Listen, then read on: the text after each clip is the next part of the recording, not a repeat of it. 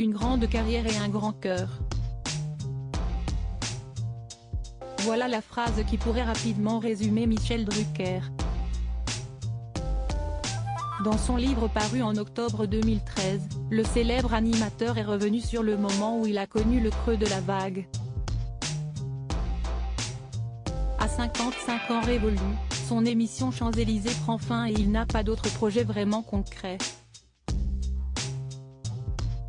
Si est-il alors que son collègue Jacques Martin déserte le petit écran pour raison de santé. Le cœur lourd, le monde de la télévision apprend qu'il ne reviendra pas, sa convalescence étant trop longue et surtout délicate. Le patron de France 2 contacte alors Michel Drucker pour savoir si ce dernier souhaite remplacer le malade.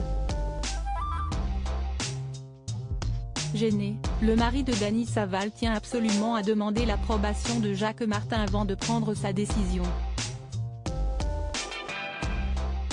Les deux hommes organisent une rencontre qui n'aura malheureusement jamais lieu. Il annule notre premier rendez-vous. Puis le deuxième, le troisième, aussi.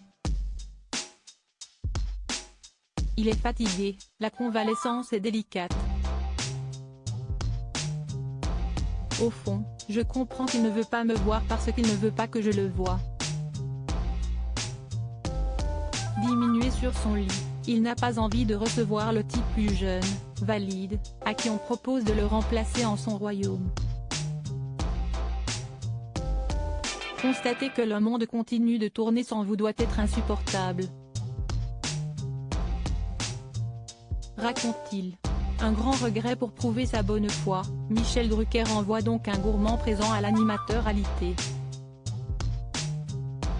Mais son cadeau ne plaît pas, bien au contraire. Ne sachant plus quoi faire, je lui envoie une grosse boîte de chocolat. En retour m'arrive un mot que j'ai conservé, et qui a filtré à l'époque dans la presse. Je ne savais pas que Michel Drucker avait assez d'humour pour envoyer des chocolats à un diabétique. Comme ça. Grinçant et sec. Lapidaire, explique-t-il ensuite. Finalement, Michel Drucker accepte la succession mais ne cessera jamais de culpabiliser. J'ignorais évidemment que les chocolats lui étaient interdits. Cette affaire a commencé à devenir un de mes regrets professionnels. J'aurais voulu que nous nous parlions, en tête-à-tête, qu'il officialise cette succession et que je m'aille sans autoriser par lui. Point, hélas, nous ne nous sommes jamais vus, déplore-t-il en conclusion. Moins d'un an plus tard, Jacques Martin décède finalement des suites d'un cancer généralisé.